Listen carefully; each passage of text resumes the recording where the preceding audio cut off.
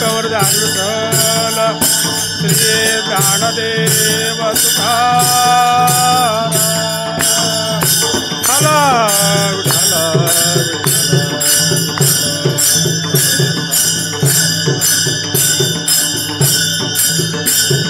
बोला पुंडलिक कवरदार विठ्ठल श्री ज्ञानदेव तुकाराम विठ्ठल विठ्ठल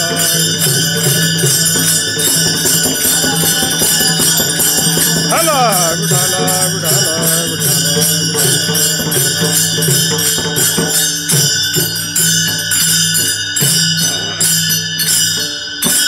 याल तरी यारे लागे याल तरी यारे लागे अवघे माझ्या मागे मागे आज देतो पोट भरी पुरे म्हणाल तू वरी हळूहळू चाला हळूहळू चाला कोणी कोणाशी न बोला आजी देतो पोट भरी पुरे म्हणाल तू वरी तुका म्हणे सांडा घाटे तुका म्हणे सांडा घाटे तेने नका भरू पोटे आजी देतो पोट भरी पुरे म्हणाल तू वरी विठाला विठाला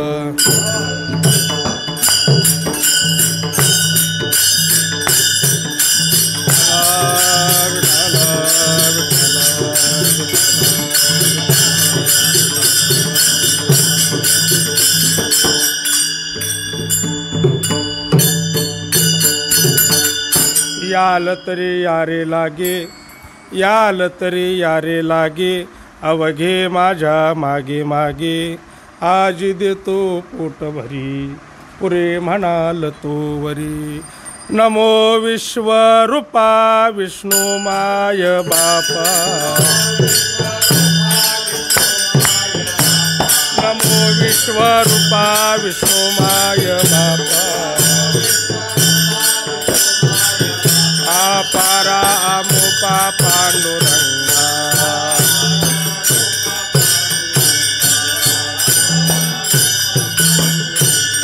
नमो विश्वरूपा विष्णु माय बापा पारा अमुपा पांडुरंगा पारा अमुपा नमो विश्वरूपा विष्णु माय बापा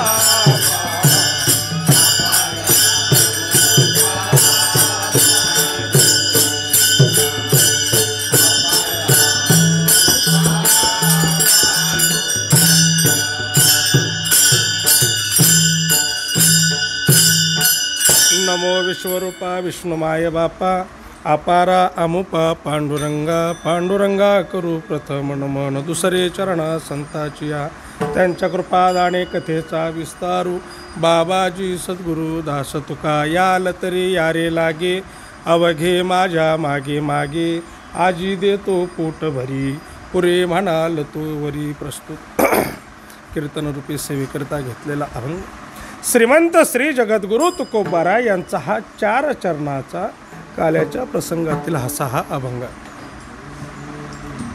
वास्तविक जर पाहायचं झालं थोडासा परिहार देणं गरजेचं आहे. तो परिहार म्हणजे असा की आजचं हे काल्याचं कीर्तन आहे. काल्याचं कीर्तन आहे त्यात विशेष दुसरं महत्त्व सांगायचं म्हणजे ही वेळ कोणती आहे? दुपारची नाही, सूर्यास्ताची वेळ आहे. तुम्ही म्हणाला तर सूर्यास्ताच्या वेळेला काला कसं काय? फक्त आपल्या वारकरी संप्रदायामध्ये 2 ठिकाणी फक्त सूर्यास्ताला काल आहे. एक म्हणजे श्री क्षेत्र आरण इथं एक संध्याकाळी सूर्यास्ताला काल आहे आणि दुसरा काला म्हणजे शांती ब्रह्म एकनाथ महाराजांच्या इथं त्यांच्या नाथषष्ठीच्या उत्सवानिमित्त जो काही 3 दिवस त्या ठिकाणी उत्सव चालतो त्या उत्सवाची सांगता ही काल्याच्या रूपाने होते आणि तिथला काला हा सूर्यास्ताच्या वेळेला आहे. म्हणून आपला हा टाईम आहे. आता तुम्ही म्हणाल काला दुपारी करायला पाहिजे होता, महाराजांनी संध्याकाळी कसं काय लावला? दुपारी केला असता म्हणजे आम्ही आपलं घरी गेलो असतो कवाच. पण संध्याकाळी रिकामी राणी महाराजांनी केली. संध्याकाळी काला सुरू केला आहे. काला संपायचा कावर आम्ही घरी जायचो कावा. पण ही पद्धत हितली नाही, तिथली आहे. कारण आता सर्वांना ज्ञात आहे की कोरोनाच्या या प्रभावामुळे शासनाने आपल्याला त्या ठिकाणी येण्याकरता बंदी घातली. पैठणच्या यात्रेवर बंदी त्या ठिकाणी घातली. कोणाला त्या ठिकाणी येऊ दिलं नाही. आता वास्तविक जर पाहायचं झालं तर आपली दिंडी पंढरपूरहून पैठणला नाथ महाराजांच्या समाधी सोहळ्याच्या उत्सवानिमित्त पायी चालत जात असते. परंतु जायचं म्हटलं तर बीड जिल्हा लॉकडाऊन केलेला आहे, पुढं जालना जिल्हा लॉकडाऊन केलेला आहे आणि औरंगाबादलाही लॉकडाऊन केलेलं होतं. त्यामुळे तिथून पुढं जायचं कसं, दिंडी घेऊन जायचं कसं. गेल्या वर्षी आपण पाहिलं, अरे गेल्या वर्षी आपण रस्त्यातून निम्या रस्त्यातून पुढं निघून आलो म्हणून आपलं फावलं. नाहीतर 2-3 महिने आपल्याला तिकडंच काढावे लागले असते, कुणी आपल्याला विचारलं बी नसतं. खरंच लॉकडाऊन केल्यामुळे आपल्याला त्या ठिकाणी जाता येणार. नेमकं वारी आले की कोरोना जास्त वाढतो आणि कोरोना वाढला की वारीवर बंधनं येतात. त्यामुळे आपल्याला त्या ठिकाणी जाता आलं नाही. मग जाता आलं नाही म्हणून आपण काय घरी निवांत बसायचं का? आमच्या हनुमासारखं. हनुमाला पंढरपूरला वारीला सांगितलं होतं पैठणचा उत्सव आपल्याला घरी करायचा आहे, पण आलाय कवा? काल्या दिवशी. खरंच आपण निवांत घरी कसं बसायचं? आता जसा कोरोना सुरू झाला आहे तसा फडावरचे कुठलेही नियम, कुठलेही कार्यक्रम बंद नाहीत. कोणाला वाटत असेल आम्ही गेलो नाही पण फडावरचे कार्यक्रम बंद पडले, काहीसुद्धा डोक्यामध्ये आणायचा विषय नाही. कोणी नसलं तरी कार्यक्रम झालेले आहेत. कुणाला वाटत असेल माझ्यामुळे कार्यक्रम होतच नाहीत, काळजीच करू नका. कार्यक्रम आम्ही नाही करत, ती करवून घेतो आमच्याकडून. आम्ही नाही काय करत. कुणाला वाटत असेल आम्ही आलो नाही, काय नाही, फडावर कार्यक्रम बंद आहेत, मग कशाला पंढरपूरला जा? कार्यक्रम बंद नाहीत. खरं सांगायचं म्हटलं तर मागच्या महिन्यामध्ये माघवारीला पंढरपूर लॉकडाऊन केलेलं होतं. पंढरपूरला येण्याला सगळ्यांना बंदी घातली होती. तरीसुद्धा आपल्याच फडावरचे काही गावावरचे काही लोक एकादशी दिवशी पंढरपूरला येऊन गेले. आज फडावरचे कार्यक्रम हे चालूच आहेत. भले ते जास्त संख्येने होत नसतील, चांगल्या पद्धतीने होत नसतील, थोड्या का होईना पण मोजक्या का होईना लोकांमध्ये थोड्या जसं येईल तशा पद्धतीने ही सेवा चालू आहे. परत तसंच आपल्याला आज या ठिकाणी की पैठणला आपल्याला या ठिकाणी जाता आलं नाही म्हणून गेले 3 दिवस झाला हा उत्सव आपण पंढरपूरलाच करतो आहे. पहिल्या दिवशी हरिभक्तपरायण मोहन महाराज बेलापूरकर यांची षष्टीला आपली पैठणला कीर्तन सेवा असते. षष्टीच्या दिवशीच त्यांनाही जाता आलं नाही, तेही या ठिकाणी होते. मग पहिला दिवस कीर्तन सेवा त्यांचीच झाली. आता दुसरा दिवस आपला असतो तिप्पटवाडीच्या महाराजांचा, रामदास महाराजांचा. पण आता ते बीड जिल्हा लॉकडाऊन केलेला आहे. आता तिकडून त्यांनी यायचं कवा आणि कीर्तन करायचं कवा? म्हणून गोसावी महाराजांना सांगितलं. दुसऱ्या दिवसाची कीर्तन सेवा गोसावी महाराजांची झाली आणि आजचा हा 3रा दिवस आहे, तो काल्याचा दिवस आहे. अरे इतर कीर्तनामध्ये काल्याचा प्रसंग आहे, काल्याचा दंडक आहे. काय इतर कीर्तनामध्ये आपल्याला अवांतर विषय बोलता येतात, परंतु आजच्या कीर्तनाला मात्र अवांतर विषय बोलता येत नाही. आजच्या दिवसाला काय बोलायचं आणि काय बोलायचं नाही याचा दंडक महाराज संत महात्म्यांनी घालून दिलेला आहे. काय वर्णन करायचं आजच्या दिवसाला? हो, चरित्र ते उच्चारावे, चरित्र ते उच्चारावे, केले देवे गोकुळे, केले देवे गोकुळे.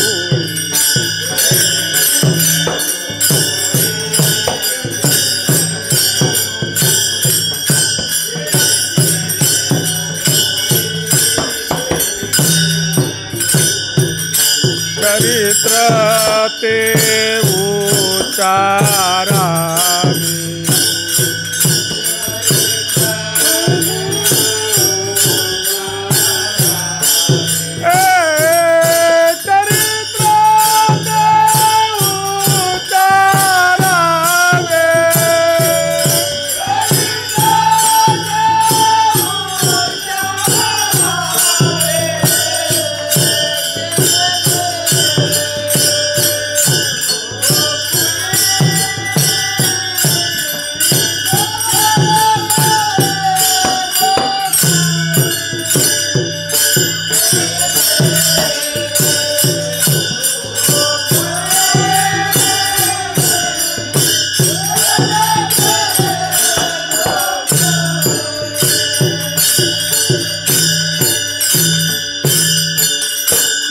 आजच्या दिवसाला वर्णन काय करायचं तर चरित्र ते उच्चारावे केले देवे गोकुळी. भगवान श्रीकृष्ण परमात्म्याने गोकुळामध्ये जे काही चरित्र वर्णन केलेलं आहे, जे काही लीला केलेल्या आहेत, त्याचं काय करायचं आहे?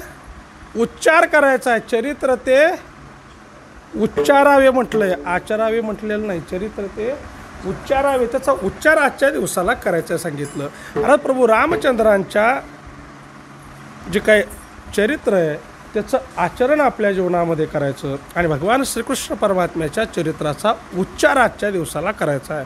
परंतु आपल्याकडं नेमकं काय होतं? उलटं होतं. काय होतं?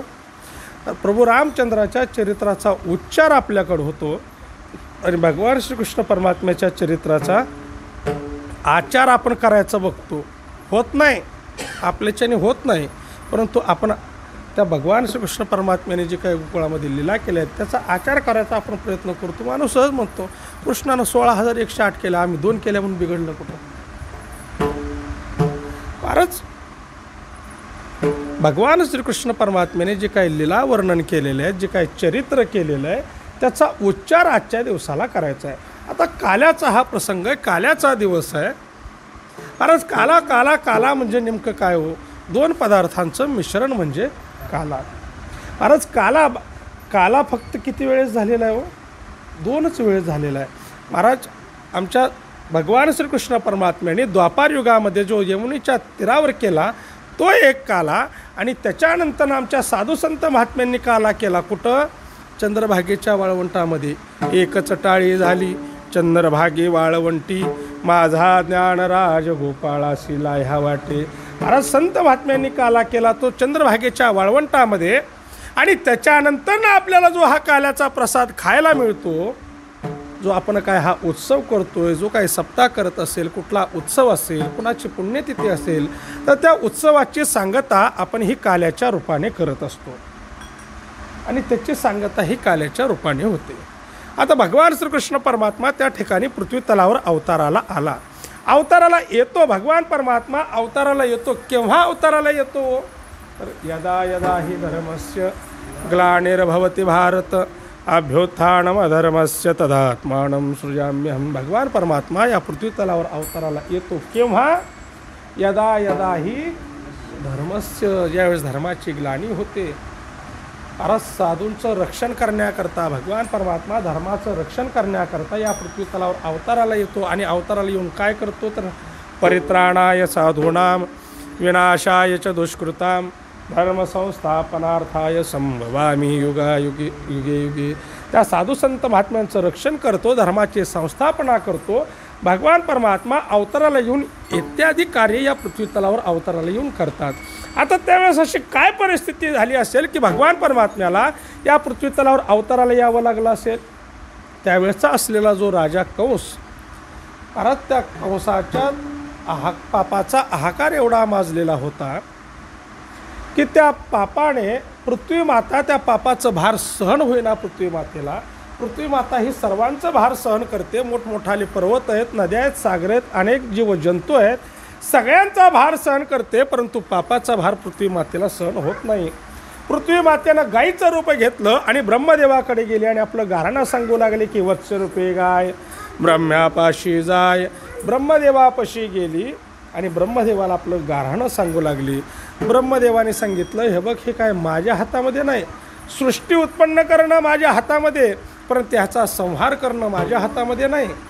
हे शेषशाही भगवान विष्णूचं काम आहे. आपण त्यांच्याकडे जाऊ. ब्रह्मदेवाने सगळे इंद्रादिक देव गोळा केले, पृथ्वी मातेला घेतलं आणि शेषशाही भगवान विष्णूकडे गेले आणि त्याची प्रार्थना करू लागले की देवा, ही पृथ्वी माता गायीचं रूप घेऊन आपल्याकडे आलेली आहे, त्याची तेवढी प्रार्थना विनंती तुम्ही ऐकून घ्या. अरे पृथ्वी मातेनं आपलं गाऱ्हाणं भगवान परमात्म्याला सांगितलं. भगवान परमात्म्याला सांगितल्याबरोबर भगवान परमात्म्याने आकाशवाणीनं सांगितलं की आकाशाची वाणी सांगे सकळासी तळमळ मानसी करू नका. देवकीच्या गर्भा येईल भगवान रक्षील ब्राह्मण गायी भक्त.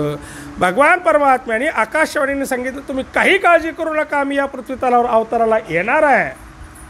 आता भगवान परमात्मा या पृथ्वी तलावर अवताराला येणार आहे. देवाने सांगितलं मी अवताराला येणार आहे, म्हणून तुम्ही घरी बसू नका. तुम्हीही काय करा, त्या ठिकाणी तुम्ही यादव व्हारे सकळ काय, तुम्ही यादव व्हारे समस्त भगवान परमात्म्याने इतर देवांना सांगितलं तुम्ही त्या ठिकाणी जा आणि अवतार घ्या. महाराज इकडे पूर्व परिस्थिती अशी झाली. महाराज इकडे परिस्थिती काय झाली. महाराज तो त्या मथुरेचा असलेला राजा जो कंस, ह्याची एकुलती एक असणारी बहीण, तिचा विवाह वसुदेवाबरोबर झालेला होता आणि तिची बोळवण करण्याकरता कंस निघालेला होता. ते मला लय लवकर कंसाच्या बहिणीचं लग्न लागायला लागलं आणि बोळवण करण्याकरता तो घेऊन बी निघायला लागला. आता आम्हाला जर आमचं करायचं म्हटलं तर लॉकडाऊनमध्ये 15 दिवस अगोदर आम्हाला झटावं लागतं आहे. आणि ते मला इतक्या लवकर कसं काय व्हावं लागलं, कीर्तनामध्ये लगेच होतं. महाराज बोळवण करण्याकरता आपल्या बहिणीच्या रथाचं सारथ्य कंस करत होता. तिला घेऊन तो निघालेला असताना रस्त्याने जात असताना अचानक आकाशवाणी झाली आणि आकाशवाणीनं सांगितलं की अरे कंसा, ज्या बहिणीचा तू एवढ्या थाटामाटामध्ये विवाह सोहळा संपन्न केलेला आहे, तिची एवढ्या थाटामाटामध्ये मोठी मिरवणूक काढलेली आहे, तिच्या रथाचं सारथ्य तो स्वतः करतोय, परंतु हिच्याच उदरी येणारा 8वा मुलगा तुला मारणार आहे. आकाशाची वाणी सांगत असे कंसा, मानी हा भरवसा बोलण्याचा, हिचा 8वा पुत्र वधील तुझसी, ऐकोनी मानसी क्रोधावला. मला सांगा, जर तुम्हाला कळालं की अमुक अमुक एखादी व्यक्ती आपल्याला मारण्याकरता येते आणि ते आपल्याला मारणार आहे, तुम्ही काय कराल? त्याच्या हल्ल्याची वाटच बघणार नाही. त्याच्या अगोदर पहिला तुमचा हल्ला त्याच्यावर होईल. महाराज कंसाने तेच केलं. कंस म्हणू लागला, अरे जिचा विवाह 16 वेळा थाटामाटामध्ये संपन्न केलेला आहे, तिची बोळवण करण्याकरता मी निघालो आहे आणि तिच्याच उदरी येणारा 8वा मुलगा मला मारणार आहे.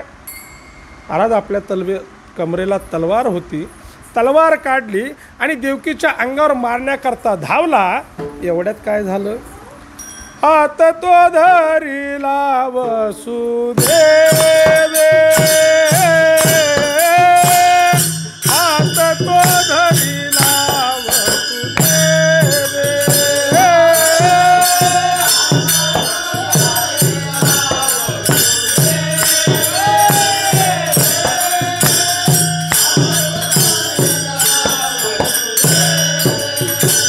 घेऊनिया खड्ग माराया धावला, घेऊनिया खड्ग माराया धावला.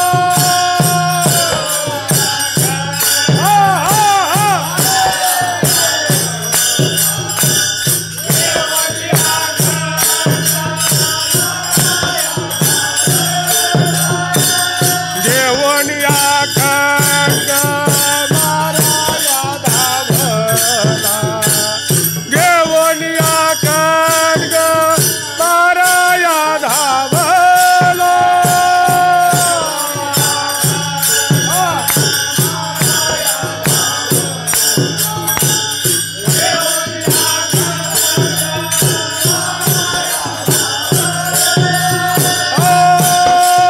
हात तो धरिला वसुदेवे, हात तो धरिला वसुदेवे.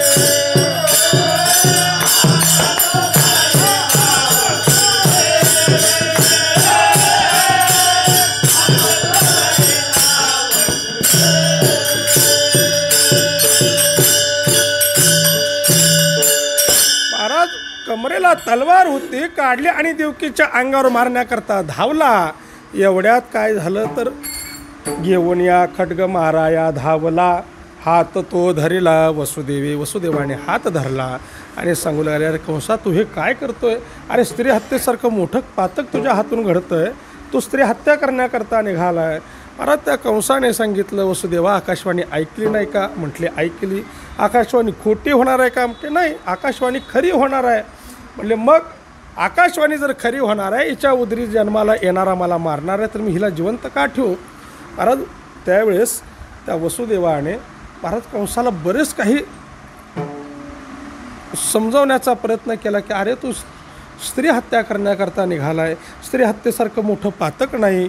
जर समजा तू हिला मारलं, उद्या हिच्या रक्तातून एखादा जन्माला येईल. आत्ता जर तू मारलं तर हिच्या रक्तातून एखादा जन्माला येईल आणि तुझं पुढचं मरण आत्ताच येईल आणि तो तुला लगेच मारून टाकेल. तू हिला मारतो कशाला? अनेक महाराज वसुदेवाने त्या कंसाला कारणं सांगितली. वसुदेव म्हणू लागला, इतकं सगळं झालं, बरं ठीक आहे, मग मी काय करू? वसुदेवाने सांगितलं, काय नाही, आम्हाला बंदिवासामध्ये ठेव. आम्हाला जे जे मूल होईल ते आम्ही आणून तुला देऊ. महाराज कंसाला बरं तेही योग्य वाटलं. कंसाने महाराज त्या दोघांनाही आपल्या बंदिवासामध्ये ठेवलं.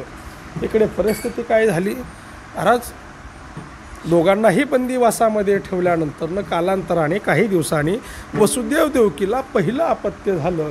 महाराज ते पहिलं अपत्य झालेलं पहिलं मूल वसुदेवाने घेतलं आणि घेऊन कंसाकडे गेला आणि कंसाच्या मांडीवरती मूल दिलं आणि कंसाला सांगितलं, कंसा हे बघ, आम्हाला हे पहिलं झालेलं अपत्य हे घे, तुला काय करायचं तुझं तू बघ. कंसाने त्या मुलाकडे पाहिलं. कंसाच्या मनामध्ये दया उत्पन्न झाली. कंसाने सांगितलं वसुदेवाला, वसुदेवा, आकाशवाणी झाली की 8वा मुलगा मला मारणार आहे. हा पहिला आहे, ह्यानी माझं काय केलं आहे, ह्याला घेऊन जा. ज्यावेळेस 8वा होईल ना त्यावेळेस मला आणून दे. महाराज कंसाने ते पहिलं मूल वसुदेवाजवळ माघारी दिलं. महाराज वसुदेवालाही जरा, कंसालाही जरा थोडा अभिमान झाल्याने वाटायला लागला. मी पुण्याचं काम केलं, चांगलं काम केलं. पण महाराज इकडं देव लोकाला मात्र काळजी वाटायला लागली की कंस जर असाच पुण्यकृत्य करत राहिला तर याच्या पापाचा घडा भरणार केव्हा? भगवान परमात्मा या पृथ्वी तलावर अवताराला येणार केव्हा? आणि या दुष्टांचा नायनाट होणार केव्हा? म्हणून देवलोकाला काळजी वाटायला लागली. म्हणून देवलोकांनी काय केलं तर पुण्य सारावया भेटे देव ऋषी वधे बालकाशी ठेवू नको. नारद मुनीची योजना केली. आता नारद मुनींनी येऊन त्या ठिकाणी काय केलं काय नाही हे सर्वांना माहिती आहे. जर कुणाला माहिती नसेल तर त्यांनी काय करावं? पहावे पुराणी विचारोनी. ज्याला कुणाला माहिती नाही त्यांनी पहावे पुराणी. पुराणामध्ये बघा सगळ्यांना पाहायला ऐकायला वाचायला सगळ्यांना त्यामध्ये मिळेल. महाराज कंसाने ते नारदाचं बोलणं ऐकलं. उठला तड कारागृहामध्ये गेला. त्या देवकीच्या मांडीवर असलेलं ते मूल उचललं, गरगर फिरवलं आणि भिंतीवर आपटलं आणि गतप्राण केले. अशी किती मुलं मारले? 6 मुलं मारले. 7वा गर्भ राहिला. महाराज 7वा गर्भ भगवान परमात्म्याने शेष महाराजांना विनंती केली की चला आता आपल्याला अवतार घ्यायचा आहे. शेषाने सांगितलं, देवा आपल्याला अजिबात जमत नाही. म्हणजे का? अहो म्हटलं, मागं राम अवतारामध्ये तुमच्याबरोबर अवताराला आलो, लक्ष्मण रूपाने अवताराला आलो, परिस्थिती काय झाली? अहो देवा, मी तुमचा दास आहे, तुमच्याबरोबर अवताराला आल्यानंतरनं कशी परिस्थिती पाहिजे होती, परंतु कशी झाली? अहो 12 वर्ष 14 वर्ष अनवाणी पायाने फिरावं लागलं, उपवास करावा लागला, तुमची सेवा करावी लागली. इतकं सगळं कष्ट मला झाल्यामुळे मी काय आता अवताराला येणार नाही. पण आता महाराज तो भगवान परमात्माचा आहे, तो अवतार घ्यायला विल्यात नवल काय हो? भगवान परमात्म्याने सांगितलं, बरोबर आहे, त्यावेळेस तो अवताराला माझ्याबरोबर अवताराला आला होता, तुला सगळे कष्ट झाले, सगळं खरं आहे, पण तू त्यावेळेसची गोष्ट कशी होती म्हटली, त्यावेळेस तू होता लहान आणि मी होतो मोठा. त्यामुळे पूर्वीच्या काळी कशी परिस्थिती होती की लहानाने मोठ्याने जे काही सांगेल ते लहानाने ऐकायचं काम होतं, परंतु आताची परिस्थिती वेगळी आहे. अरे पूर्वीची परिस्थिती होती, देवाने सांगितलं मी मोठा असल्यामुळे तुला माझं सांगल ते ऐकावं लागलं, तुला माझी सेवा करावी लागली. पण आता आपण एक काम करू, आता उलटं करू म्हटले. म्हणले काय? आता तू वडील होई गा सर्वज्ञा, पाळीन मी आज्ञा तुझी बारी. आता तू मोठा हो, मी लहान होतो, तू जे जे काही मला सांगतील ते मी तुझं सगळं काही ऐकेल. महाराज शेषाला वाटलं बरं झालं मागच्या जन्मातला काढता ह्या जन्मात काढून घ्यावा. शेष महाराज तयार झाले. महाराज 7वा गर्भ राहिला. भगवान परमात्म्याने तो योग मायेने त्या देवकीच्या उदरातून काढला. त्या वसुदेवाची रुस्त्री असणारी पत्नी रोहिणी तिच्या निहून उदरी घातला. महाराज इकडे परिस्थिती अशी झाली, इकडे कालवा असा झाला की कंसाच्या भीतीने गर्भ गळाला, कंसाच्या भीतीने गर्भ गळाला. महाराज इकडे सगळा असा कालवा झाला, सगळा इतका प्रकार झाला. शेवटी 8वा गर्भ राहिला. तो 8वा गर्भ भगवान परमात्मा त्या गर्भामध्ये प्रवेश केला भगवान परमात्म्याने. महाराज आता भगवान परमात्मा स्वतः त्या ठिकाणी आल्यामुळे परिस्थिती कशी झालेली होती हो? महाराज त्या देवकीकडे जर पाहिलं तर कसं दिसत होतं? देवकीचे तेज, दिसे जैसा सूर्य कंसाचे हृदय जळतसे. महाराज त्या देवकीकडे जर पाहिलं तर तिथं तेज कसं दिसत होतं. देवकीचे तेज दिसे जैसा सूर्य. सूर्य बघितलाय का? हा, सूर्य बघितलाय का कसा दिसतो? तुम्ही मावळताना बघितला असेल, बरं दुपारच्या टायमाला बघून दाखवा की. मला डोळ्याला, आपल्या डोळ्याला दिसतच नाही. महाराज देवकीचा प्रकार त्यावेळेस तसा झालेला होता. तुम्हाला कसं काय माहीत? मी होतो त्या टायमाला, त्यामुळे मी तुम्हाला सांगतोय. आता मी होतो त्या टायमाला. अहो त्या टायमाला होतो म्हणतो इथे येऊन कीर्तन करतोय. आता कुठला इथे यार, कुठंतरी जाऊन पडलो असतो दुसरीकडेच.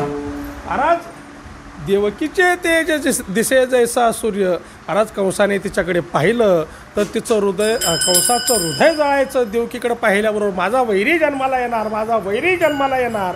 तो दिवस ठरला. भगवान परमात्मा या पृथ्वी तलावर अवताराला येणार. तो दिवस कोणता? दशरथे मारिला तोची होता मास. वर्षा ऋतू असे कृष्ण पक्ष. वसुनाम तिथी बुधवार असे. शुक सांगत असे परिस्थिती. अरे भगवान परमात्मा या पृथ्वी तलावर अवताराला येणार. तो दिवस ठरला. कोणता दिवस? दशरथे मारिला तोची होता मास. दशरथाने मारलेला कोण? श्रावण बाळ. महाराज श्रावण, दशरथे मारिला तोची होता मास. श्रावण महिना होता. वर्षा ऋतू असे कृष्ण पक्ष. कृष्ण पक्षामध्ये भगवान परमात्मा अवताराला आला. वसुनाम तिथी बुधवार असे. शुक सांगत असे परीक्षिती. बुधवार दिवस भगवान परमात्म्याने या पृथ्वी तलावर अवताराला घेण्यासाठी निवडला. कारण याच्यामध्ये आणखीन भरपूर सांगण्यासारखं काही आहे, परंतु आपल्याला तितका वेळ नाही आहे. कारण आपल्याला कीर्तन झाल्यानंतर परत दिंडी आहे. त्यामुळे भगवान परमात्मा या पृथ्वी तलावर लवकर म्हणजे लवकर अवताराला आला. म्हणजे अवताराला आला. अरे भगवान परमात्मा या पृथ्वी तलावर अवताराला आला. आल्याबरोबर काय घडलं हो? महाराज देवकी काय भानावर नव्हती. वसुदेवाने भगवान परमात्म्याला पाहिलं. भगवान परमात्मा आपल्या उदरी जन्माला आलेला आहे. अष्टवर्षाची चतुर्भुज असणारी भगवान परमात्म्याची मूर्ती त्या कारागृहामध्ये प्रगट झालेली आहे. महाराज वसुदेवाने पहिल्यांदा काय केलं? भगवान परमात्म्याला पाहिल्याबरोबर भगवान परमात्म्याला मिठी मारून बसले. बराच वेळ झाला भगवान परमात्म्याला मिठी मारून बसलेत. महाराज ज्यावेळेस देवकी भानावर आली, तिनं पाहिलं तर भगवान परमात्मा आपल्या उदरी जन्माला आलेले आहेत आणि आपले पती भगवान परमात्म्याला मिठी मारून बसलेत. जर त्या कंसाला ही गोष्ट कळाली आणि कंस जर आला तर माझ्या बाळाला सोडा सोडा मिठी.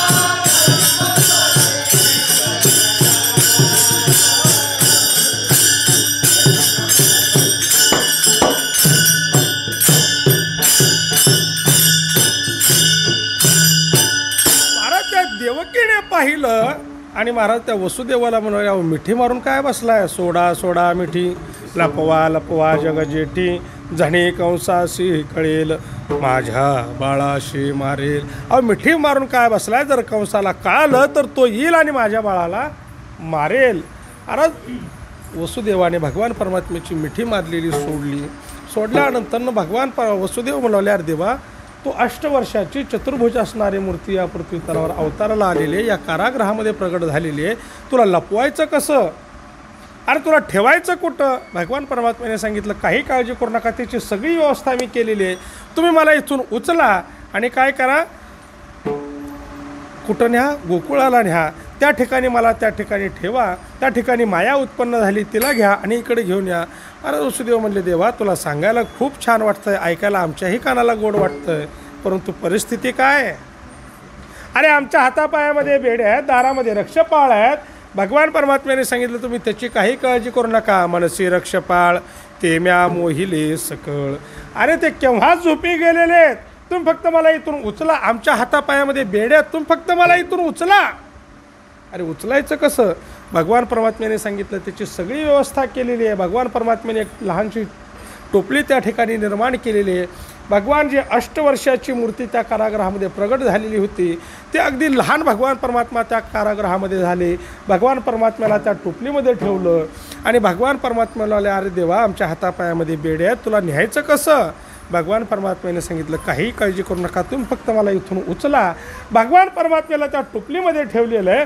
ती टोपली उचलल्याबरोबर काय घडलं, उचलिला कमळापती,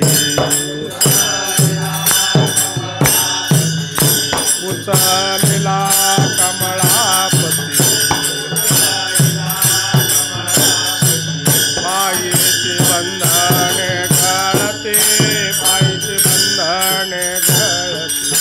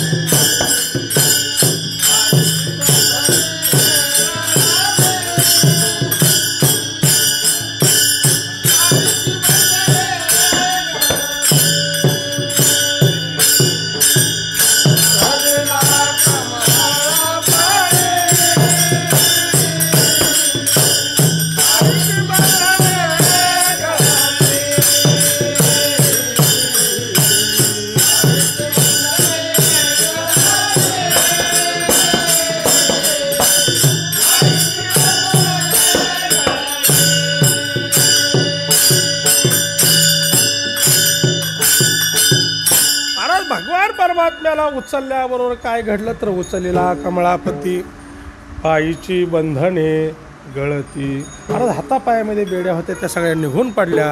अरे भगवान परमात्म्याला टोपलीमध्ये घेतलेलं आहे. महाराज वसुदेव त्या कारागृहाच्या बाहेर पडत आहेत. बाहेरची परिस्थिती काय होती तर मंद मंद पडे पाऊस.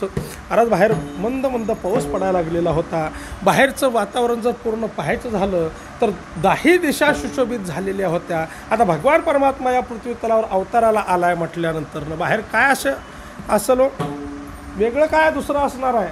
अपशकुन तर कुठले काही नसणार आहे. भगवान परमात्मा अवताराला आलेला आहे तो. अरे भगवान परमात्म्याला डोक्यावर घेतलेलं आहे.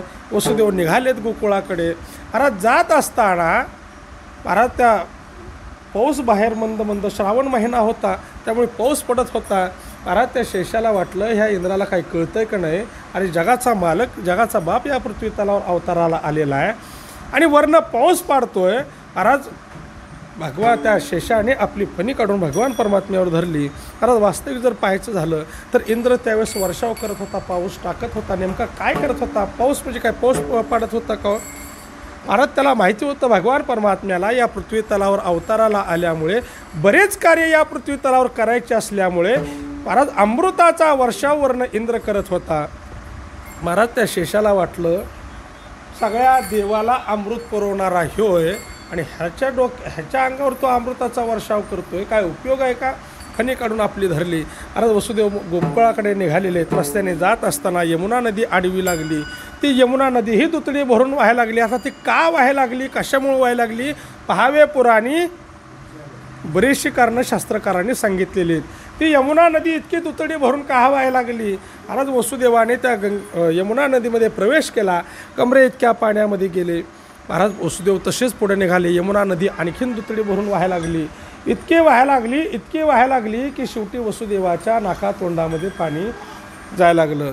नाकातोंडामध्ये पाणी जायला लागल्यामुळे परिस्थिती काय झाली हो? महाराज त्याच्या नाकातोंडामध्ये पाणी जायला लागलं. वसुदेवाने त्याचे कुळदेव बोलवायला सुरुवात केली की वनीच्या वागोबा, पावटेकीच्या नागोबा, लवकर या.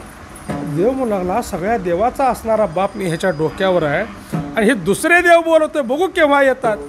अरे शेवटी भगवान परमात्म्याला दया आली, टोपलीतून पाय बाहेर काढला. त्या यमुना नदीला स्पर्श केल्यावर यमुना नदी दुभंग पावली. का दुभंग पावली पहावे पुराणी, कारण तेवढा वेळ आपल्याला नाही आहे. कारण आपल्याला सूर्यास्त आता झालेला, आता काल्याचा वेळ आपला वेळ पाहिजे होती, सूर्यास्त होऊन गेलेला आहे. महाराज यमुना नदी दुभंग पावली. महाराज वसुदेव त्या ठिकाणून गोकुळामध्ये आले, भगवान परमात्म्याला ठेवलं, तिथली माया उचलली. परत इकडं मथुरेमध्ये आले, त्या कारागृहामध्ये गेले, सगळे दरवाजे लागल्या गेले, हातापायामध्ये बेड्या पडल्या. महाराज कारागृहामध्ये प्रगट झाल्याबरोबर त्या मायेने टाहो फोडला, सगळे रक्षपाळ जागे झाले. कंसाला बातमी लागली, कंस पळत आला आणि पाहतो तर मुलगा नसून मुलगी होती. परंतु नारदाचं बोलणं आठवलेलं होतं. महाराज मुलगा किंवा मुलगी आठवायला उचला. महाराज तिने उचलली, गरगर फिरवली, आपटणार एवढ्यात आकाशस्थित होऊन तिनं सांगितलं की अरे तुम्हाला काय मारतोय, तुला मारणारा माझ्या आधी जन्माला आलेला आहे आणि तो वाढतोय की तुझं लागी वधी उपजला मज आधी. महाराज माझ्या आधी तो जन्माला आलेला आहे, वाढतोय. महाराज इकडे परिस्थिती अशी झाली, अरे इतके सगळे रक्षपाळ असताना तो या ठिकाणी जन्माला आला कसा, अवताराला आला कसा, इथून गेला कसा, काय भानकडे, सगळी चर्चा इकडे सुरू झाली. तिकडे परिस्थिती गोकुळामध्ये काय झाली, महाराज गवळण, महाराज त्या यशोदा माता जी होती, महाराज तिकडेही भगवान परमात्म्याने सगळ्यांना मोहून टाकलेलं होतं. महाराज भगवान परमात्मा त्या ठिकाणी गेल्यानंतर एक गवळण गेली, जाऊन पाहते तर नंदराजाला मुलगा झालेला आहे. महाराज एक गवळण उठते, दुसऱ्या गवळणीला सांगते, काय सांगते की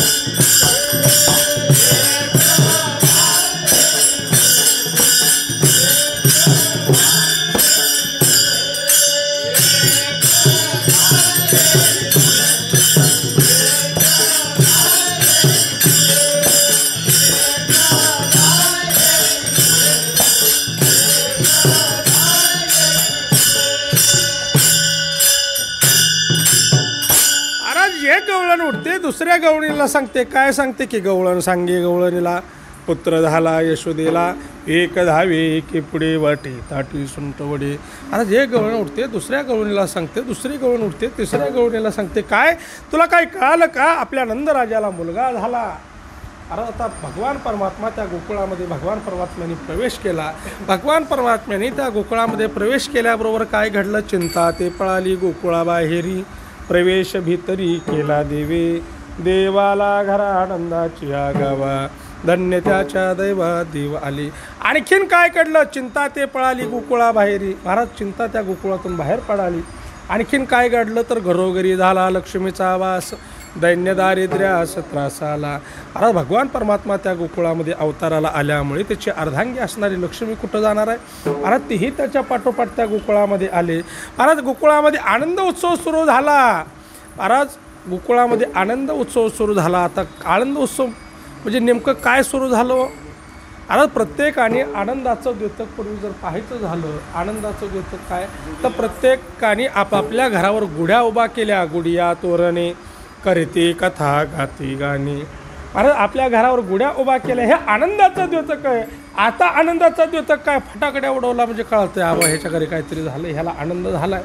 पूर्वीचा काळ होता आनंदाचं द्योतक. गुढ्या उभा केल्या प्रत्येकाने आपापल्या घरावर, कारण आपल्या नंदराजाला मुलगा झाला.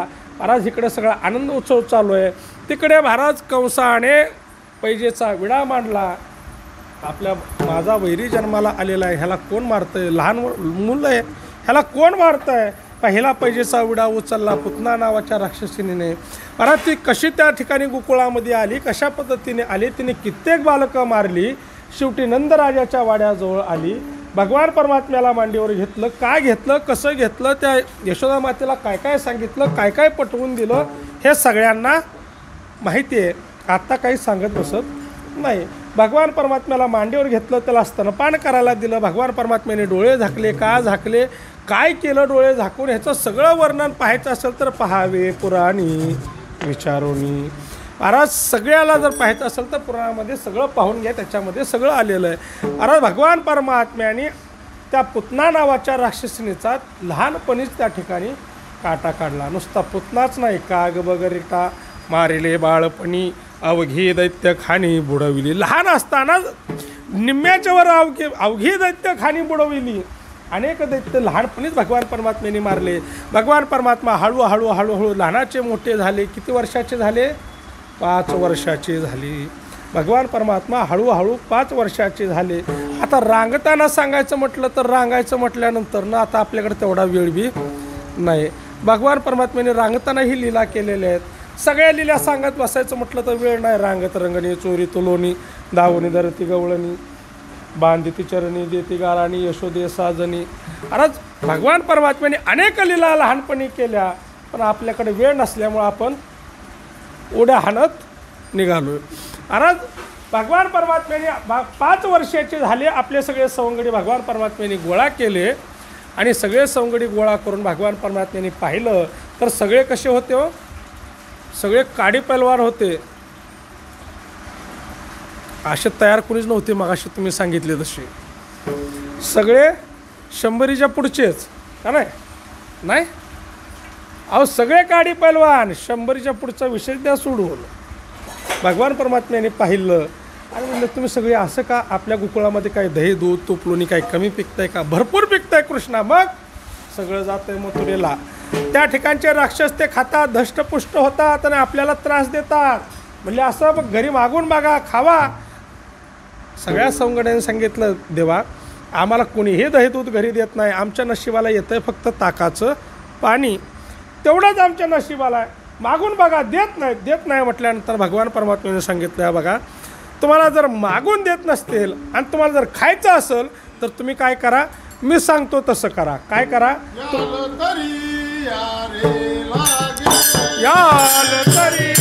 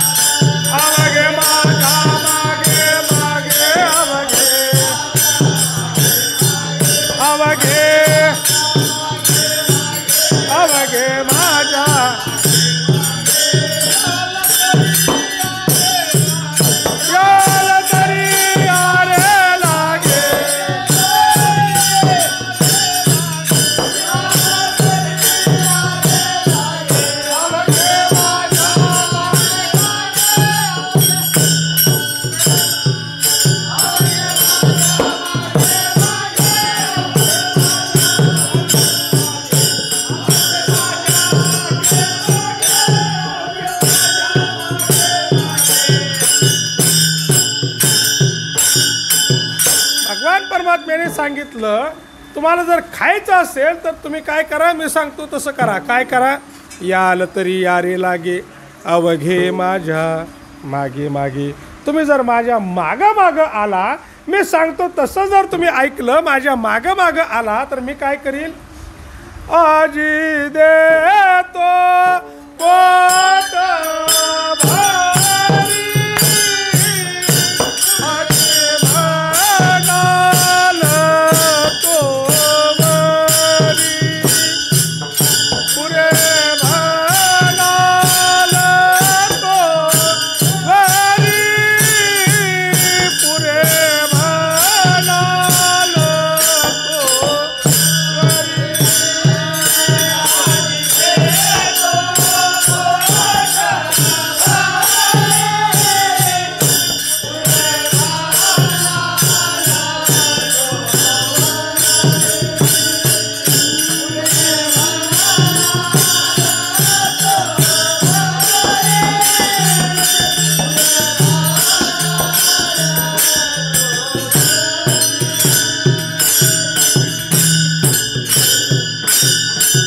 भगवान परमात्म्याने सांगितलं तुम्ही जर माझ्या मागं मागं आला तर मी काय करील? आजी देतो पोट भरी, पुरे म्हणाल तोवरी. भगवान परमात्म्याने सांगितलं तुम्ही जर सांगाल तसं माझ्या मागं मागं जर आला तर मी काय करील? तुम्हाला पोट भरून खायला देईल. परंतु तुकोबराय भगवान परमात्मा सांगतायत तुम्ही जर माझ्या मागं मागं आला तर मी तुम्हाला पोटभर खायला देईल. परंतु माझ्या मागं येत असताना तुम्ही कसं यायचं? माझ्या मागं येत असताना तुम्ही कसं यायचं? तुकोबराय सांगतात हळूहळू चाला, कोणी कोणाशी न बोला, आजी देतो पोट भरी, पुरे म्हणाल तोवरी, उठोबार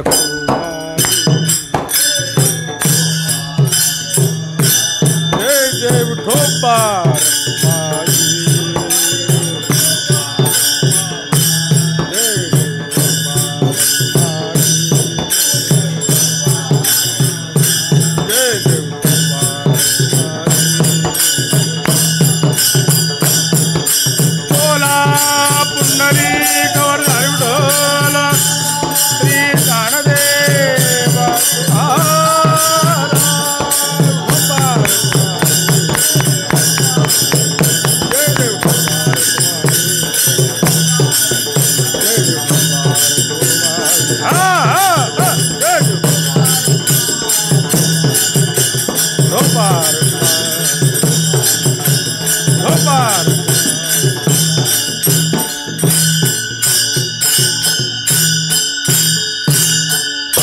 याल तरी यारे लागे अवघे माझ्या मागे मागे, आजी देतो पोट भरी, पुरे म्हणाल तोवरी, हळूहळू चाला, कोणी कोणाशी न बोला, आजी देतो पोट भरी, पुरे म्हणाल तोवरी. भगवान परमात्म्याने भारत त्या सवंगाड्याला आपल्या सोबत घेतलं आणि अनेक प्रकारच्या चोऱ्या त्या गोकुळामध्ये करायला सुरुवात केली. आता चोऱ्या केल्या म्हणजे भगवान परमात्म्याने कशाच्या चोऱ्या केल्या हो? चित्त चोरी येले नंदाच्या नंदने, तुका म्हणे येणे गरुडध्वजे. भगवान परमात्म्याने त्या गोकुळामध्ये असलेलं दही दूध तूप लोणी प्राशन केलं. परंतु नेमकं काय प्राशन केलं हे फक्त निमित्त कारण आहे. त्याच्या पाठीमागचा हेतू काय? भगवान परमात्म्याने ज्या गोकुळामध्ये जे काही चोरी केली ते कशाची चोरी केली? चित्त चोरी येले नंदाच्या नंदने. महाराज त्या गोकुळवासियांचं असलेलं जे चित्त आहे ते भगवान परमात्म्याने त्या ठिकाणी हरण केलेलं आहे. भगवान परमात्म्याने अनेक प्रकारच्या चोऱ्या त्या गोकुळामध्ये सुरू केल्या. इतक्या चोऱ्या झाल्या की सगळे गाराने जाऊन यशोदा मातेला जाऊन सांगायला लागले की यशोदा, तुझा भगवान परमात्मा अशा पद्धतीच्या चोऱ्या आमच्या घरी येऊन करतोय. महाराज एक गवळण उठते आपलं गाराणं सांगते, दुसरी गवळण उठते आपलं गाराणं सांगते की परवा आला आमच्या घरा, दारी निजला होता म्हातारा, घेऊन ताकाचा ओढेरा, फोडीला सैरा त्यावरी हो. महाराज भगवान परमात्म्याच्या अनेक प्रकारच्या खोड्या त्या यशोदा मातेला सांगायला लागल्यानंतर यशोदा म्हणू लागली, ठीक आहे कृष्णा, तू आता काय गावामध्ये राहायच्या मापाचा राहिलेला नाही. तू आता काय करायला पाहिजे? तुला आता शाळेमध्ये घातलं पाहिजे. आता पूर्वीचा काळ, पूर्वीची शाळा कोणची, आतासारखं काय इंग्लिश मिडियम वगैरे वगैरे वगैरे वगैरे तसलं काही नव्हतं. पूर्वीचा काळ, पूर्वीच्या शाळा कोणच्या शाळा? महाराज गाई सांभाळायला पाठवायचं. भगवान परमात्म्याला सकाळपारी उठवलेलं आहे. महाराज भगवान परमात्म्याला स्नान घातलेलं आहे. अंगामध्ये भगवान परमात्म्याच्या सवळं घातलेलं आहे. महाराज कमरेला कंबरपट्टा घातलेला आहे, आपल्या काखेमध्ये बासरी दिलेली आहे, डोक्याला मोर पिसारा लावलेला आहे, सुंदर असं भगवान परमात्म्याचं रूप भगवान परमात्म्याला सजवलेलं आहे. आणि शाळेमध्ये पाठवण्याकरता महाराज यशोदा माता त्या ठिकाणी भगवान परमात्म्याला तयार करून देवाला शाळेत पाठवण्याकरता निघाली. महाराज सगळे गायी पुढं गेल्या, सगळे गोपाळ निघाले, भगवान परमात्मा त्यांच्याबरोबर निघाल्या. महाराज रस्त्याने जात असताना काय झालं, भगवान परमात्म्याला राधा भेटली. महाराज राधेला पाहिल्याबरोबर भगवान परमात्मा काय झाला, राधेला पाहून बोलले हरी. भगवान परमात्मा बोलून त्या ठिकाणी उभा राहिला. महाराज यशोदा माता मागणं बघते, भगवान परमात्मा अजून तिथंच उभा आहे, पुढं का जाईना, पुढं का जाईना. महाराज यशोदा राधेनं पाहिलं की सासूबाई मागणं बघतायत. यशोदा माता मागून बघते, कृष्णाला सांगितलं, कृष्णा जा, आईसाहेब मागून बघतायत, इथं थांबू नको, जा लवकर शाळेत. अरे असं म्हटल्यानंतर देव आणखीन खुतून उभा राहिला. यशोदा माता मागून आली, पाहते तर काय राधा समोर उभा आहे. महाराज राधेला विचारलं, काय झालं ग राधा, का उभारली, का अडवलं याला. भगवान परमात्म्याला विचारलं. भगवान परमात्म्याने सांगितलं, आई तुम्हाला शाळेमध्ये पाठवलं, गावामध्ये हे सगळे माझं घराणं घेऊन तुझ्यापर्यंत आले, सगळं घराणं घेऊन तुला सांगितलं, तू यांच्या त्रास मला शाळेमध्ये पाठवण्याकरता निघाली. मी शाळेत चाललो आहे, तर जात असताना सुद्धा रस्त्यामध्ये हेच मला अडवत आहेत आणि हेच मला खोड्या करतात. म्हटले काय खोडी केली, म्हणले तुम्हाला चेंडू दिला होता खेळायला. म्हटले हो. महाराज तो चेंडू माझा ह्या राधेनं घेतला आहे आणि आपल्या निरेजवळ लपवला आहे. महाराज तू तिच्या निरेची चौकशी कर म्हटल्याबरोबर यशोदा मातेने त्या राधेची निरी हसडल्याबरोबर काय झालं, निरी हसडिता चेंडू पडे धरणी शिव माय. महाराज पाहिलं तर चेंडू खाली पडलेला. महाराज यशोदा म्हणू लागली, तुमच्या त्रास याला शाळेत पाठवायला लागले, तर तिथंही तुम्ही ह्याला जाताना त्रास देता. भगवान परमात्म्याने आपले सगळे सवंगडी घेतल्या, गायी घेतल्या आणि महाराज त्या यमुनेच्या तीरावर गेले. त्या ठिकाणी भगवान परमात्म्याने सगळ्या गायी राखण्याकरता प्रत्येकाला गायी दिल्या. तू या गायी राख, तू त्या गायी राख, तू त्या गायी राख. अरे सगळ्यांना गायी दिल्या राखायला.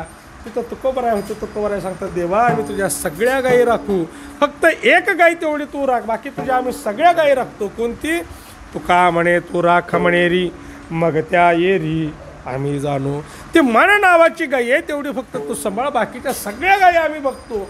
अरे भगवान परमात्म्याने सगळ्या गायी सगळ्या सवंगड्यांना दिल्या. अरे आता त्या सगळ्या तुम्ही म्हणाले अशी किती सवंगडी होते, काय होते, आता त्याचं वर्णन जर तुम्हाला सांगायचं म्हटलं तर आपल्याला ही वेळ पुरणार नाही. महाराज नंदराजा हे काय नाव होतं का हो? भगवान श्रीकृष्ण परमात्म्याच्या वडिलाचं नाव काय होतं तिथं?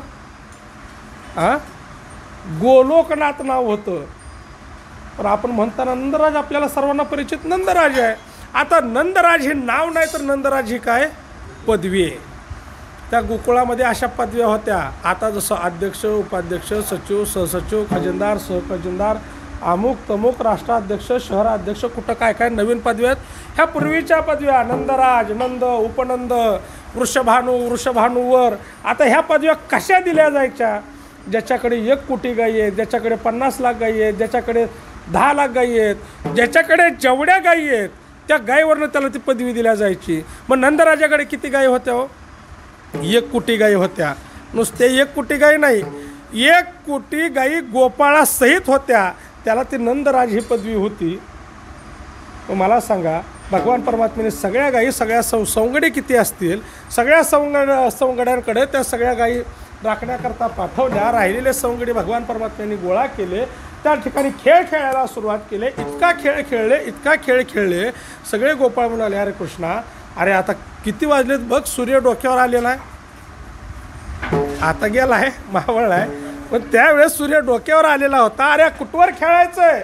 खांद्यावर ह्या शिदोरीचं ओझ आहे, पोटामध्ये भूक लागलेली, कुठवर खेळायचं? खांदे भाग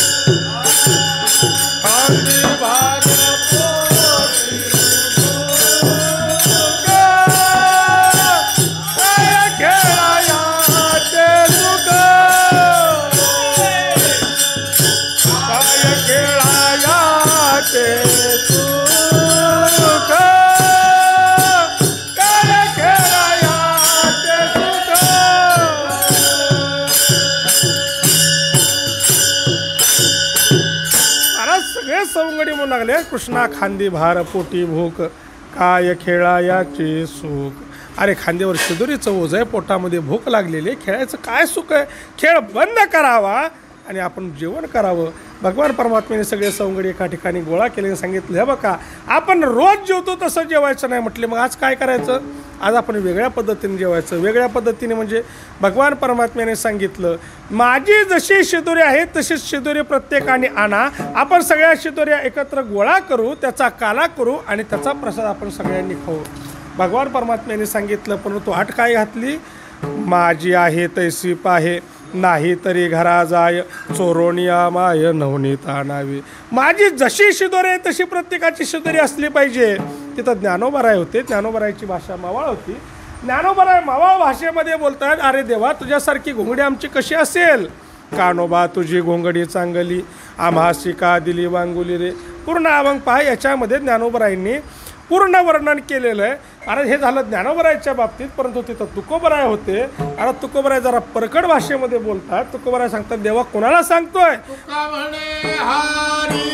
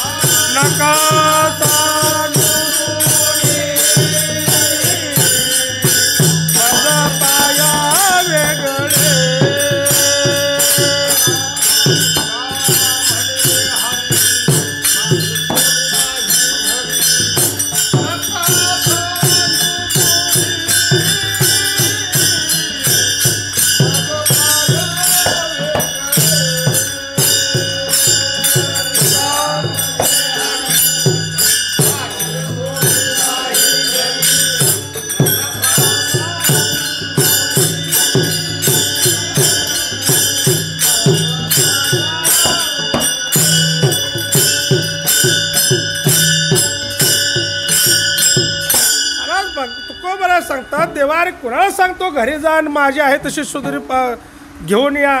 ज्याच्याकडे नसेल त्याने घरी जाऊन नवनीत चोरून घेऊन या. कुणाला सांगायला लागला? तो का म्हणे हरी माझे कोणी नाही घरी, नका सांडू दुरी मज पाया वेगळे.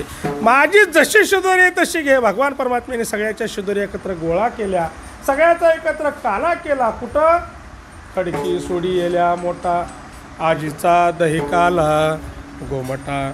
महाराज त्या यमुनेच्या तीरावर त्या ठिकाणी एक मोठा खडक होता. त्या खडकावर सगळ्याला भगवान परमात्म्याने बसवले, कमलाकार बसवलेले. भगवान परमात्मा मध्यभागी आहेत, लहान गोपाळ पुढे आहेत, त्याच्यापेक्षा मोठे माग आहेत, त्याच्यापेक्षा मोठे माग आहेत. भगवान परमात्म्याने सगळे गोपाळ त्या ठिकाणी बसवलेले आहेत. काल्याचा कवळ आपल्या हातामध्ये घेतलेला आहे. आता तो काल्याचा कवळ कशा पद्धतीने घेतला आहे याचं सुद्धा वर्णन आलेलं. ज्याला पाहायचं असेल त्यांनी पाहावे पुराणी. अरे तुम्हाला तर त्याचं वर्णन, काल्याचं वर्णन काय केलेलं असेल? सगळा काला एकत्र केला. काल्याचं वर्णन हे आलेलं आहे. कसं आहे? काला आपल्या हातामध्ये आहे, परंतु उजव्या हाताच्या बोटाच्या सांधीमध्ये काय आहे, ह्या बोटाच्या सांधीमध्ये काय आहे, त्या बोटाच्या सांधीमध्ये काय आहे, ह्याचं वर्णन सगळं आलेलं आहे. कुठल्या बोटाच्या सांधीमध्ये लोणचं होतं, कुठं मिरची होती, कुठं काय होतं. तोंडाला पाणी सुटू देऊ नका, त्यावेळेचं होतं, आता नाही. अरे भगवान परमात्म्याने काल्याचा कवळ आपल्या हातामध्ये घेतलेला आहे. त्यातला एक घास काढावा, त्या गोपाळाच्या मुखामध्ये घालावा, त्याच्या मुखातला काढावा, आपल्या मुखामध्ये घालावा. आपलं निजात्म असणार असो भगवान परमात्म्याने त्या गोकुळवासियातल्या त्या गोपाळांना दिलं. खडकी सोडी येल्या मोठा, आजीचा दही काला घोमटा. भगवान परमात्म्याने त्या ठिकाणी काल्याचा प्रसाद अरे सर्व भक्तांना दिला. की भगवान परमात्मा अरे त्या ठिकाणी सगळं हे चालू असताना महाराज इंद्रादिक देववरून पाहत होते. महाराज त्यांनाही वाटलं की आपल्यालाही हा काल्याचा प्रसाद मिळावा. म्हणून काय झालं, ते गेले का डायरेक्ट? महाराज डायरेक्ट जाऊन त्यांच्याकडे समोर हात पसरला नाही. महाराज ते देव लाजले. त्यांनी विचार केला, हे गवळ्याचे पोरं ह्यांच्यापुढं आपण हात कसा पसरायचा? नाही म्हटले, हे ज्यावेळेस हात धुवायला यमुनेच्या तीरावर येतील आपण त्यावेळेस त्या ठिकाणी जाऊ, त्यांच्या हातात उष्ट पडलेलं असेल ते आपण प्राशन करू, काल्याचा प्रसाद घेऊ. महाराज हे सगळ्या वरची इंद्राधिक देवांनी, ह्यांनी महाराज सगळ्या स्वर्गाधिक देवांनी हे ठरवलं. देवाने विचार केला, बेटा तुम्हाला प्रसादाची इच्छा झाली परंतु तुम्ही लाजलाय ना, मग परमार्थातला कायदा आहे की लाजे त्याशी वाटा नाही. तुम्ही लाजलाय ना, मग तुम्हाला तिथंही प्रसाद मिळू देत नाही. महाराज हे सगळे त्या यमुनेच्या तीरामध्ये नकली मासे होऊन बसलेले. महाराज आता किती वेळ पाण्यामध्ये राहतील. महाराज हे तोंडवर काढून बसलेले. भगवान परमात्म्याने सगळ्यांना तो प्रसाद दिलेला. शेवटी भरलेला हात धुवायला सगळे यमुनेच्या तीरावर निघाले. भगवान परमात्म्याने अडवलं, यमुनेच्या तीरावर जाऊ नका. का? कारण तिथं मोठे बागुलभाऊ आलेले आहेत. बघा म्हटले, मोठमोठे मासे त्या ठिकाणी आलेले, तोंडवर काढून बसले. जर आपण गेलो तर आपल्याला ते गिळून टाकतील. म्हणले कृष्णा, हात भरलेले हात कुठं पुसायचे? भगवान परमात्म्याने सांगितलं की पुसून या हाते टिरी सांगा ते हात. आपल्या टिरीला हात पुसा म्हटलं प्रत्येकाने. कारण महाराज देवाला माहिती होतं शरीरामध्ये इतर प्रत्येक ठिकाणी प्रत्येक इंद्रियाची देवता आहे, परंतु या ठिकाणी कुठल्याही पद्धतीची देवता नाही. देवाने सांगितलं, बेटा तुम्हाला तिथंही प्रसाद मिळू देत नाही, म्हणून जिथं कुठलीही देवता नाही त्या ठिकाणी हात पुसायला सांगितला. आणि महाराज, अक्षय तुझं पाकिट कुठं आहे? कुठं आहे? हिथं असतं ना. हां, महाराज जिथं कुठलीही देवता नाही तिथं आपण लक्ष्मी ठेवतो. कशी पुरणार आहे आपल्याला, सांगा बरं. महाराज देवाने महाराज त्यांना तिथंही प्रसाद मिळू दिलेला नाही. महाराज भगवान परमात्म्याने आपलं निर्जात्म असणारं सुख सगळं त्या गोपाळांना दिलं. भगवान परमात्मा सांगतात की आलं तरी यारे लागे, अवघे माझ्या मागे मागे, आजी देतो पोट भरी, पुरे म्हणाल तू वरी, हळूहळू चाला कोणी कोणाही न बोला, आजी देतो पोट भरी, पुरे म्हणाल तू वरी. तुका म्हणे सांडा घाटे, तेने नका भरू पोटे, आजी देतो पोट भरी, पुरे म्हणाल तो वरी. ज्ञानेश्वर माऊली.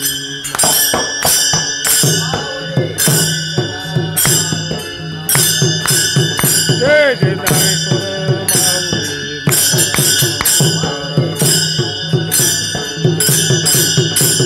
बोला पुंडली गौरी हरी विठ्ठल श्री ज्ञानदेव तुकाराम.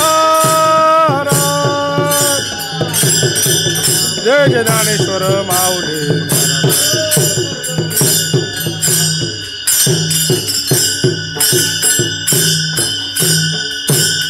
तुकाराम तुकाराम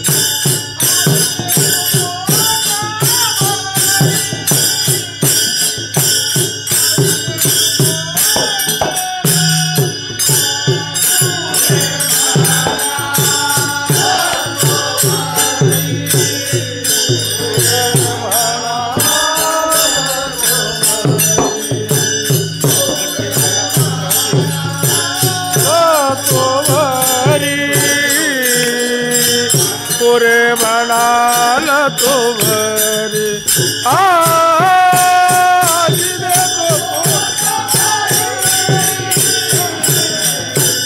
आजी देतो पोट भरी आजी देतो पोट भरी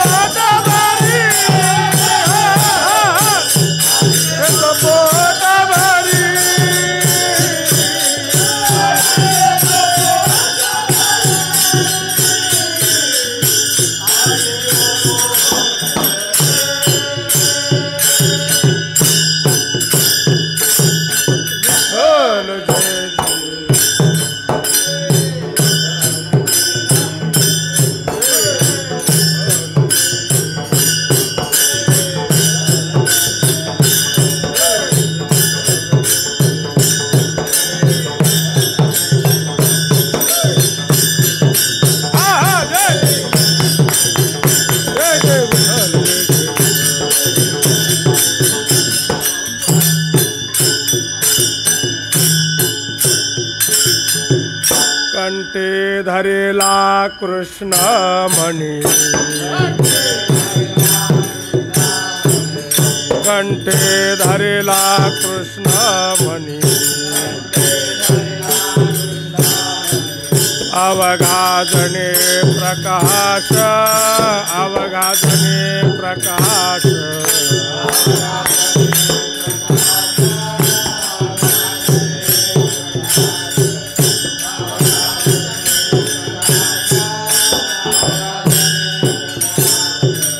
कंठे धरेला कृष्ण मणी कंठे धरेला कृष्ण मणी अवघाजने प्रकाश अवघाजने प्रकाश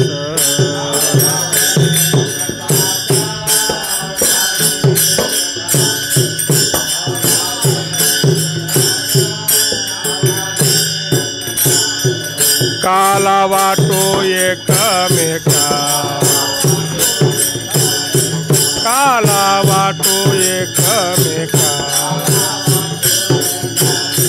वैष्णवन का संभ्रम वैष्णवन का संभ्रम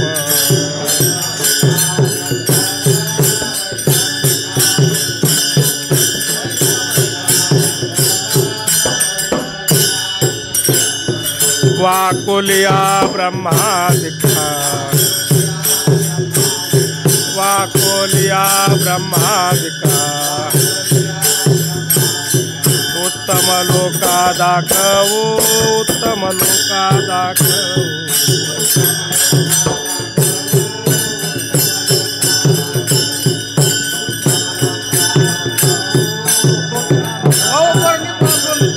काला वाटो एकमेका काला वाटो एकमेका वैष्णवन का संभ्रम वैष्णवन का संभ्रम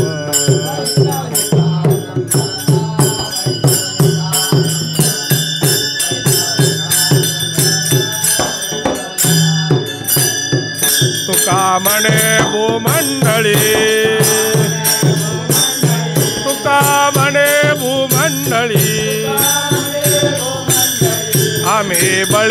विरगाढे आम्ही बळे विरगाढे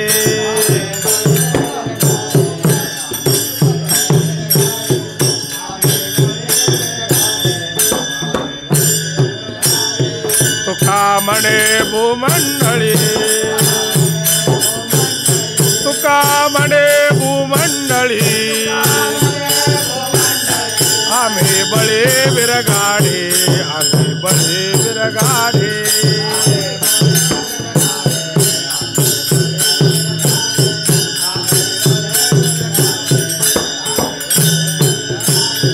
काला वाटू एकमेका काला वाटू एकमेका वैष्णवनिका संभ्रम वैष्णवनिका संभ्रम